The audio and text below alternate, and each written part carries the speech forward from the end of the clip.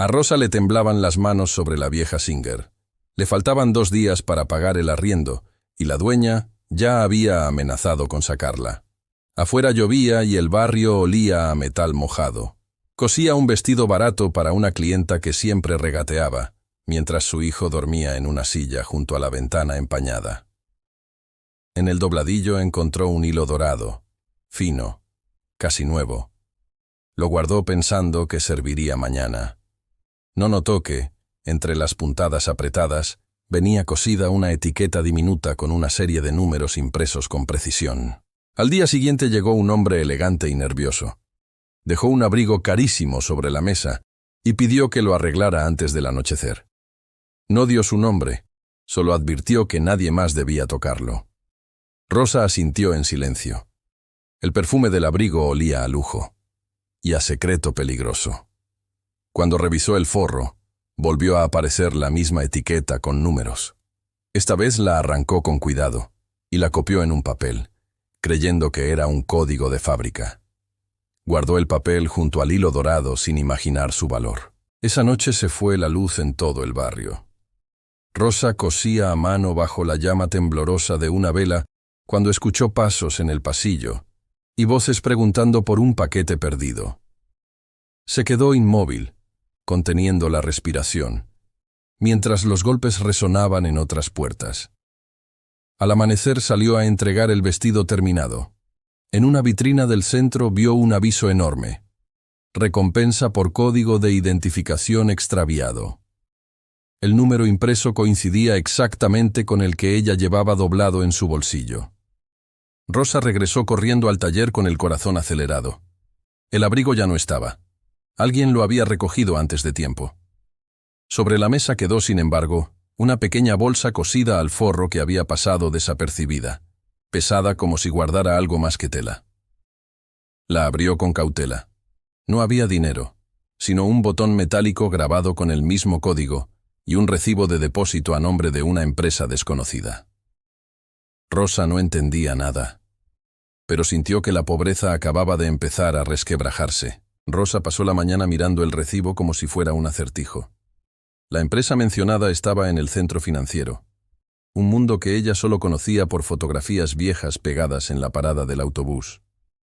Dudó durante horas, hasta que decidió caminar hacia allí, con el papel escondido dentro del sostén, como si cargara algo prohibido. El edificio era de vidrio y acero, brillante como otro planeta. Cuando mostró el código en recepción, el rostro del guardia cambió de inmediato. No la trataron como costurera pobre, sino como si hubiera traído una llave que abría algo importante. La hicieron esperar en una sala amplia, con sillones suaves y café gratuito. Rosa nunca había pisado un lugar así. Sus manos ásperas contrastaban con el brillo del mármol. Pensó en su hijo, en el alquiler atrasado, en la lluvia que se colaba por el techo del taller. Un hombre mayor, traje impecable y mirada calculadora, apareció con el mismo botón metálico en la mano. Le preguntó dónde lo había encontrado. Rosa respondió con honestidad. El silencio que siguió fue más pesado que cualquier deuda. El hombre explicó que el código pertenecía a una inversión privada perdida semanas atrás. Sin esa identificación, el depósito quedaba congelado. Alguien había escondido los datos dentro del abrigo para evitar que fueran rastreados. Rosa sintió que estaba metida en algo demasiado grande para ella. Pensó en marcharse, pero entonces escuchó una frase que le cambió la postura. Quien entregue el código completo recibe el porcentaje acordado por contrato. Rosa entregó el papel doblado con manos firmes. El hombre lo comparó con el botón y asintió. No sonrió, pero marcó un número en su teléfono y dio una orden breve. Luego la miró con una mezcla de respeto y sorpresa. Le explicaron que el porcentaje correspondía al 5% del capital retenido. Rosa no entendía cifras complejas, pero cuando escuchó la cantidad, tuvo que sentarse. No era una ayuda, era una suma capaz de cambiar generaciones. Rosa salió del edificio con un documento firmado y una transferencia en proceso. Caminaba como si el suelo no fuera el mismo. Las calles seguían ruidosas, el tráfico igual de caótico, pero algo en su interior había cambiado. No llevaba dinero en efectivo, sin embargo sentía que cargaba una fortuna invisible. Miró sus manos marcadas por agujas y pensó que por primera vez esas manos habían tocado algo más que telas gastadas. Al llegar al taller encontró la puerta entreabierta. El corazón se le detuvo un segundo. Dentro no faltaba nada, pero sobre la mesa había un sobre sin remitente. Lo abrió con cuidado. «Sabemos que fuiste tú», decía la nota. No era amenaza directa, pero tampoco gratitud. Rosa comprendió que recuperar aquel código no había pasado desapercibido para todos. Esa noche casi no durmió. Pensó en devolver el dinero cuando llegara, en desaparecer, en fingir que nada había ocurrido. Pero también pensó en su hijo creciendo entre goteras y cuentas impagas. Por la mañana recibió la confirmación bancaria. La cifra estaba allí, real, imposible de ignorar. No era un error, no era un sueño. Era su nombre junto a una cantidad que jamás había imaginado ver. Rosa se sentó frente a la máquina de coser y la miró largo rato. No dejó de trabajar. Aceptó encargos, ajustó vestidos, remendó pantalones. Nadie en el barrio sabía que su cuenta había cambiado de categoría. Y mientras cosía como siempre, comprendió algo inesperado. La riqueza había llegado en silencio. Y el verdadero desafío apenas comenzaba. Rosa no retiró el dinero el primer día. Tampoco el segundo. Iba al banco solo para comprobar que la cifra seguía allí, intacta, casi irreal. El asesor le hablaba de inversiones, fondos, rendimientos. Ella asentía sin comprender del todo, como si escuchara otro idioma. Pero cada vez que regresaba al barrio, la misma pregunta la perseguía. ¿Quién más sabía lo que ahora tenía? Los rumores comenzaron sin explicación. La vecina comentó que la habían visto entrar a un edificio de ricos. Un cliente preguntó si subiría los precios. Otro insinuó que había conseguido un patrocinador. Rosa negó todo. Seguía cosiendo igual, cobrando lo mismo. Sin embargo, la mirada de algunos cambió. Ya no la veían solo como la costurera humilde. Algo en el aire anunciaba transformación. Una tarde apareció el hombre del abrigo. No traía prisa ni nerviosismo esta vez. Observó el taller con calma, como quien evalúa un terreno. Le dijo que el dinero no era un premio, sino una consecuencia. «Alguien como tú no suele entrar en este juego», ya murmuró. Rosa sostuvo su mirada. No entendía del todo el juego, pero sabía que no quería ser una pieza desechable. Cuando el hombre se marchó, dejó una tarjeta sobre la mesa. Una invitación a una reunión privada con inversionistas textiles. Rosa la sostuvo entre los dedos, consciente de que ese mundo podía multiplicar su fortuna o devorarla. Esa noche miró su taller con otros ojos. Tal vez la riqueza no estaba en el banco, sino en lo que sabía hacer con una aguja y un hilo. Rosa sostuvo la tarjeta toda la noche. El papel era grueso, elegante, con letras grabadas en relieve. No decía mucho, solo una dirección y una hora. No mencionaba trajes ni protocolos, pero ella sabía que ese lugar no estaba hecho para manos curtidas por hilo barato. Aún así, decidió ir. No por ambición, sino por intuición. Algo dentro le decía que su historia apenas estaba empezando. El salón era amplio, lleno de luces cálidas y conversaciones suaves. Hombres y mujeres hablaban de telas importadas, exportaciones y márgenes de ganancia. Rosa se sintió fuera de lugar al principio, pero escuchó más de lo que habló. Pronto entendió algo simple. Ellos sabían vender lujo, pero no sabían coser.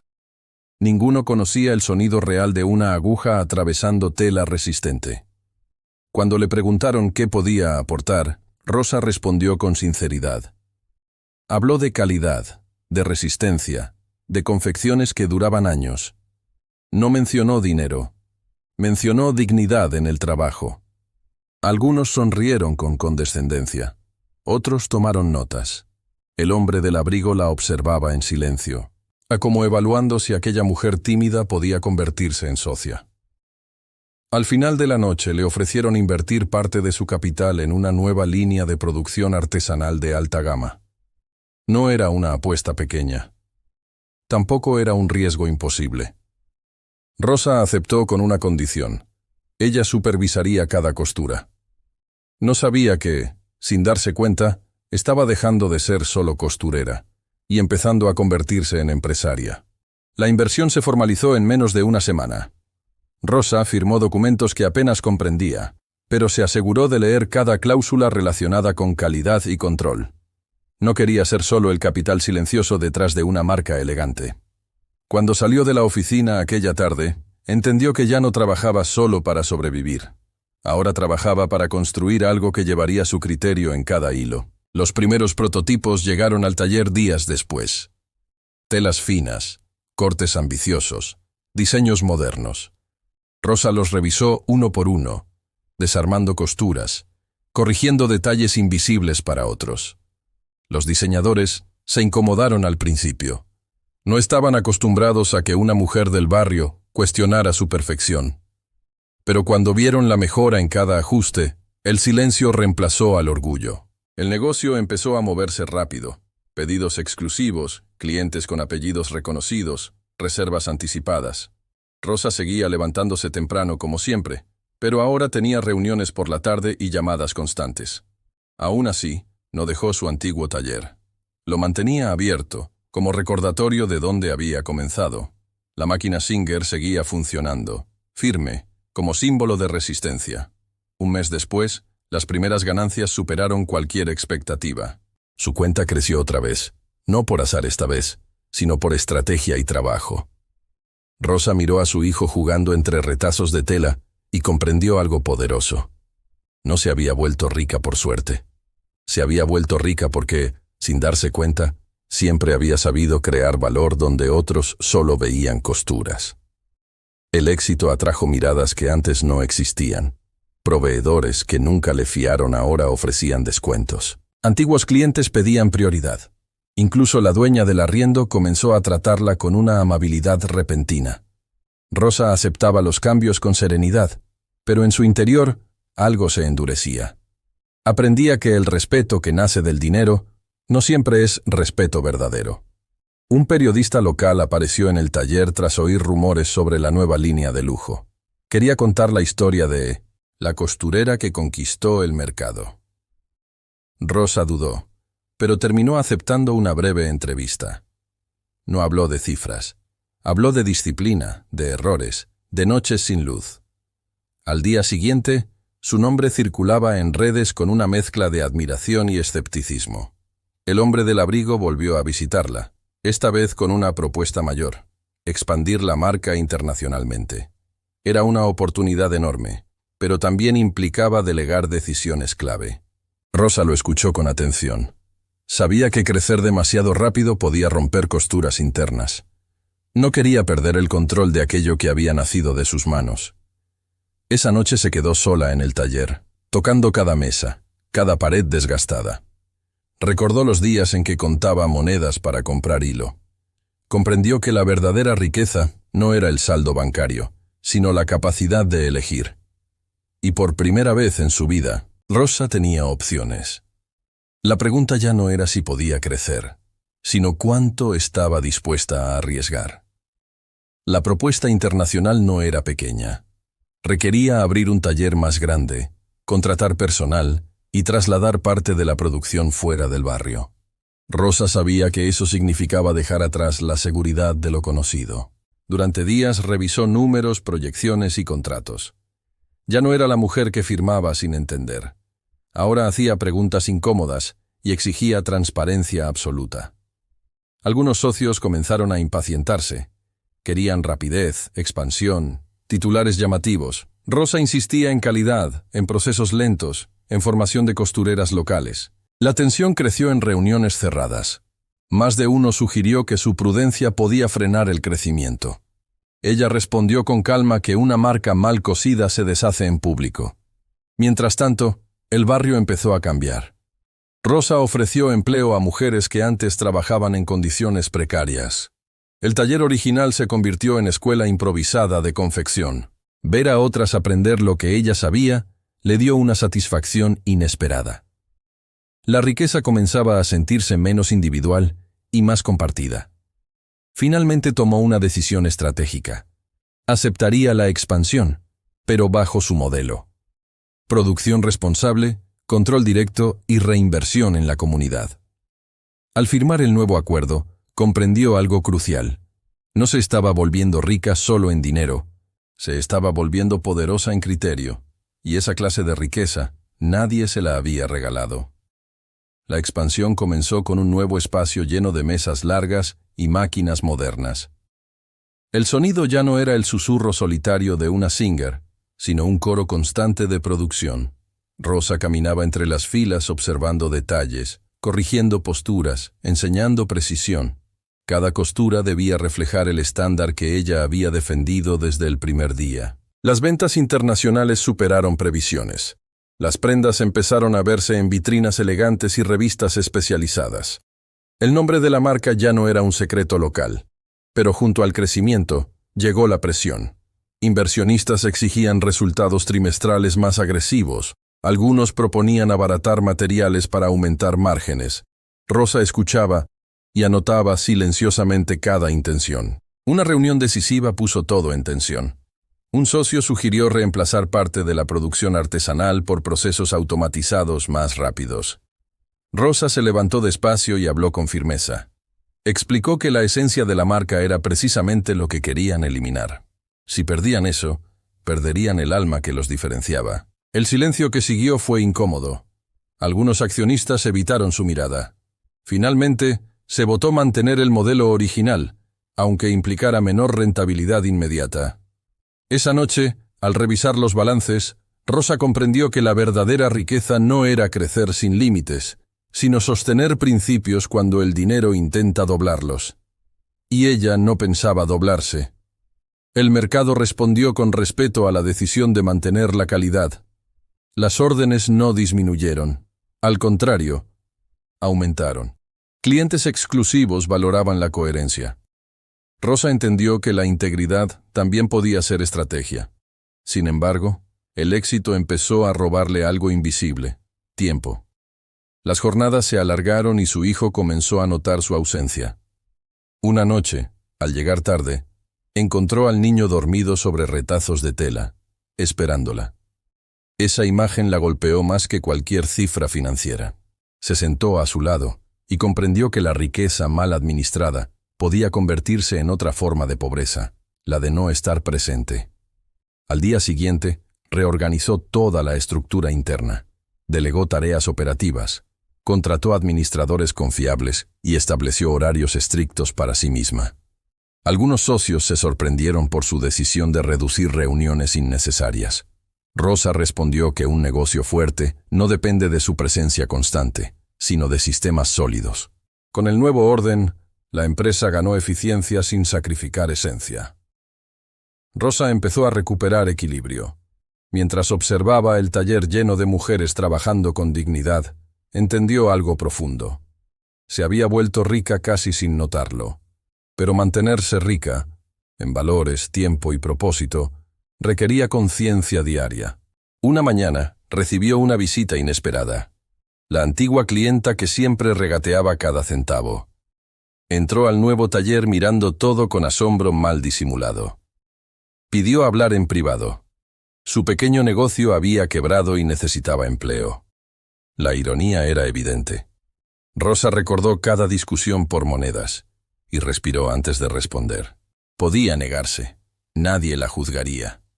Sin embargo, algo dentro de ella no quería que el resentimiento dictara decisiones.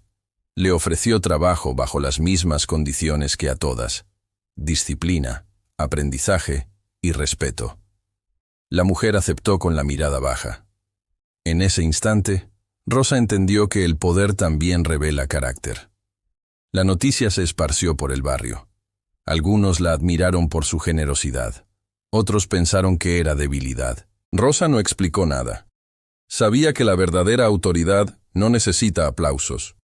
Seguía supervisando cada costura, corrigiendo errores con firmeza, exigiendo estándares altos sin favoritismos. Esa noche, al cerrar el taller, recordó sus días más duros. Comprendió que la pobreza le había enseñado resistencia Pero la riqueza le estaba enseñando equilibrio. No se trataba de vengarse del pasado, sino de transformarlo en experiencia útil. Y Rosa empezaba a dominar un arte más complejo que la costura: el arte de liderar. La marca ya tenía reconocimiento internacional cuando apareció una oferta inesperada. Una firma extranjera quería comprar la mayoría de las acciones. La cifra era deslumbrante, suficiente para retirarse de inmediato. Muchos socios estaban listos para aceptar. Rosa escuchó la propuesta completa sin interrumpir, consciente de que esa decisión podía cambiar el rumbo definitivo del proyecto. El contrato implicaba algo más que dinero. La nueva dirección tendría control creativo y operativo. El modelo artesanal quedaría reducido a una etiqueta comercial. Rosa pidió tiempo. Esa noche volvió al taller original, ahora convertido en escuela. Observó a las mujeres aprendiendo puntadas firmes, concentradas, orgullosas. Comprendió que vender significaba abandonar el propósito que había construido. La riqueza inmediata era tentadora, pero el impacto a largo plazo era más valioso. Al día siguiente reunió a los socios. Su postura fue clara: no vendería. Algunos se molestaron. Otros dudaron. La votación fue tensa, dividida, cargada de presión financiera. Finalmente, la propuesta fue rechazada por un margen mínimo. Rosa sabía que había arriesgado parte de su apoyo interno, pero no su coherencia. Al salir de la reunión, entendió algo crucial. Se había vuelto rica sin darse cuenta, pero se estaba volviendo influyente de forma consciente. Y esa diferencia lo cambiaba todo. El rechazo a la venta generó fracturas internas. 2 socios decidieron retirarse y vender sus participaciones. La prensa comenzó a hablar de crisis silenciosa. Rosa sintió el peso real de la decisión. Por primera vez desde que empezó todo, la estabilidad parecía tambalear. La riqueza ya no era una sorpresa feliz, sino una estructura que debía sostener. Los mercados reaccionaron con cautela. Algunos pedidos se congelaron mientras los inversionistas observaban el rumbo de la empresa. Rosa convocó a todo el equipo, desde diseñadores hasta operarias. No habló de pérdidas ni de miedo. Habló de visión, de propósito, de identidad. Recordó que la marca nació de una máquina vieja y manos decididas. Esa reunión cambió la energía interna. Las trabajadoras respondieron con compromiso renovado. La calidad subió aún más, los tiempos de entrega mejoraron y la reputación comenzó a fortalecerse por coherencia. Los clientes más fieles no se fueron. Al contrario, aumentaron pedidos al percibir autenticidad en medio de la presión. Semanas después, la empresa volvió a estabilizarse. No fue un crecimiento explosivo, pero sí sólido. Rosa entendió algo profundo. La riqueza verdadera no es la que nunca tiembla, sino la que resiste cuando todo parece incierto. Y ella ya no era solo costurera ni inversionista. Era la columna vertebral del proyecto. La estabilidad recuperada trajo algo inesperado: reconocimiento público. Rosa fue invitada a foros empresariales para hablar de liderazgo y ética en producción. Al principio se sintió fuera de lugar frente a ejecutivos experimentados. Pero cuando comenzó a hablar de disciplina, coherencia y respeto por el trabajo manual, la sala guardó silencio auténtico. No usó términos financieros complejos. Contó historias de noches sin luz, de lluvia, filtrándose en el techo y de la primera etiqueta con números que cambió su destino. Su relato conectó más que cualquier gráfico de crecimiento. Comprendió que su mayor activo no era el capital, sino la credibilidad construida paso a paso. Mientras tanto, el taller escuela crecía. Mujeres de otros barrios llegaban buscando capacitación. Algunas eran madres solteras, otras migrantes, todas con necesidad de oportunidad real. Rosa decidió crear un programa formal de formación y empleo garantizado. No era caridad, era estructura sostenible basada en mérito y calidad. Al ver la primera generación graduarse y firmar contratos laborales dignos, sintió una emoción distinta a la de cualquier transferencia bancaria. Entonces entendió algo definitivo. Se había vuelto rica sin darse cuenta, pero ahora estaba creando riqueza en otros de manera consciente. Y esa multiplicación era el logro más grande de todos. Con el reconocimiento llegaron también nuevas tentaciones. Invitaciones a invertir en negocios ajenos, propuestas rápidas de alta rentabilidad, alianzas que prometían multiplicar su capital en meses. Rosa escuchaba todo con atención, pero algo en su experiencia le enseñaba que no todo crecimiento es saludable. La prisa rara vez cose costuras firmes. Un asesor financiero insistió en diversificar agresivamente su patrimonio. Le habló de mercados volátiles, criptomonedas y fondos especulativos. Rosa preguntó una sola cosa. ¿Entiendo realmente cómo funciona? Ante el silencio evasivo, tomó distancia. Había aprendido que invertir sin comprender es delegar el control de su destino. En casa, su hijo comenzaba a crecer rodeado de comodidades que ella jamás tuvo. Ese contraste la obligó a reflexionar. No quería criar abundancia sin esfuerzo ni disciplina. Decidió involucrarlo poco a poco en el taller, enseñándole el valor del trabajo detrás de cada logro visible. Esa etapa la hizo más consciente que nunca. La riqueza ya no era novedad, era responsabilidad. Rosa comprendió que mantenerse fiel a sus principios era más difícil que haber salido de la pobreza. Pero también entendió que el verdadero éxito no es cuánto acumulas, sino cuánto sabes conservar sin perderte a ti misma. Los años comenzaron a pasar con estabilidad sólida. La empresa ya no dependía de decisiones impulsivas, sino de sistemas firmes y cultura clara. Rosa había construido un equipo directivo competente que compartía su visión. Por primera vez, pudo tomarse una semana completa lejos del taller sin que nada se desmoronara. Durante ese descanso, caminó por el barrio donde todo comenzó. La antigua casa con goteras ya no le pertenecía, pero seguía en pie. Se detuvo frente a la ventana donde cosía bajo lluvia constante. No sintió nostalgia dolorosa. Sintió gratitud. Aquella etapa difícil había sido la raíz de todo lo que vino después. Al regresar al trabajo, decidió iniciar un fondo interno para apoyar emprendimientos de sus propias empleadas. No quería que dependieran eternamente de la empresa. Quería que desarrollaran independencia financiera real. La idea fue recibida con entusiasmo. Algunas ya tenían proyectos pequeños esperando oportunidad. Rosa entendió entonces algo profundo. La riqueza más poderosa es la que genera autonomía en otros. Sin darse cuenta, aquella mujer que solo sabía coser se había convertido en mentora, inversionista y guía. Y cada nueva historia de éxito nacida en su taller confirmaba que su fortuna no era casualidad, era consecuencia. Un día recibió una invitación inesperada. El gobierno local quería reconocerla por su impacto social y empresarial. Rosa dudó antes de aceptar. Nunca buscó medallas ni discursos públicos, pero entendió que ese reconocimiento no era solo para ella, sino para todas las mujeres que habían aprendido a coser con dignidad bajo su guía. Durante la ceremonia, mientras escuchaba su nombre, recordó el sonido solitario de la vieja máquina Singer y la primera etiqueta con números que cambió su destino. El aplauso fue largo, respetuoso. No sintió orgullo desmedido, sino una serenidad firme.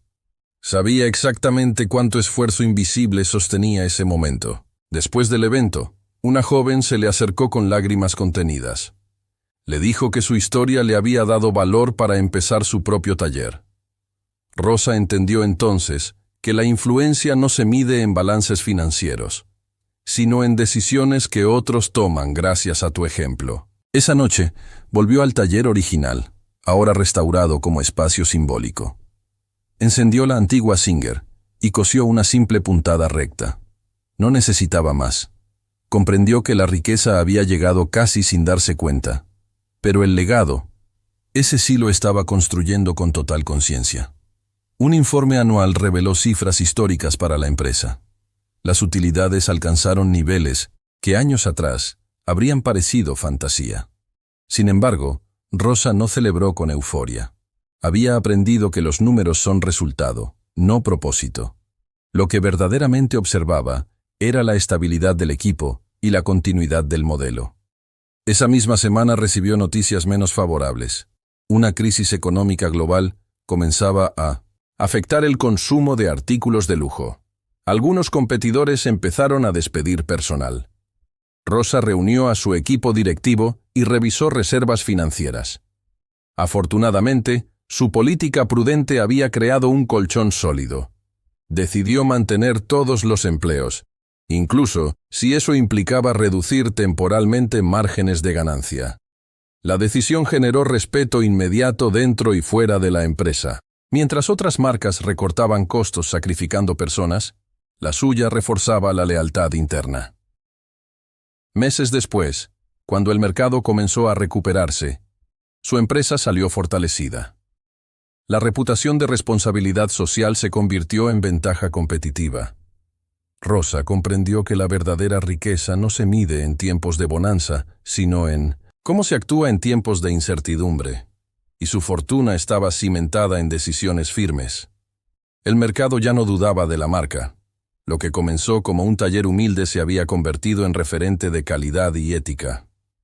Rosa caminaba por las instalaciones amplias, recordando cuando solo tenía una máquina y un techo que goteaba.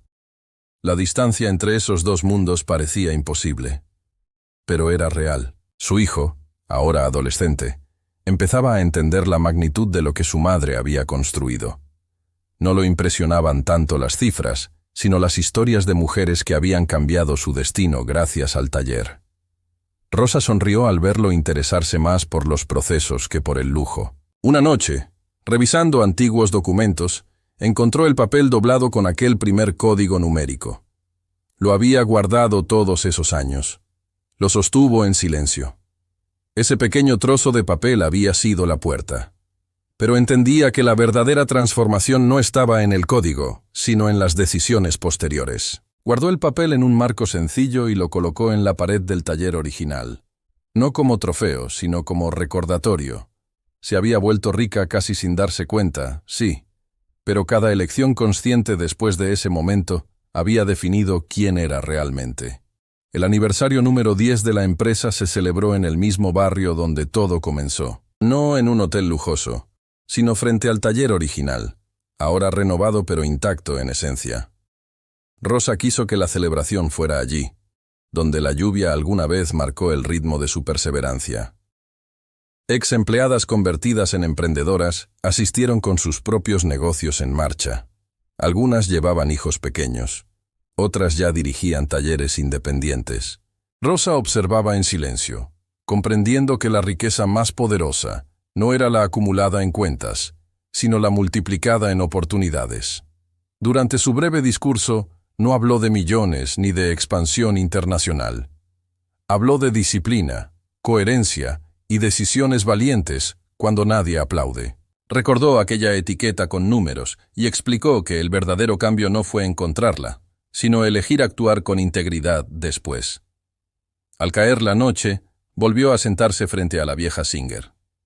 Pasó la mano por el metal gastado y sonrió. Se había vuelto rica sin darse cuenta. Pero lo más valioso no fue el dinero inesperado.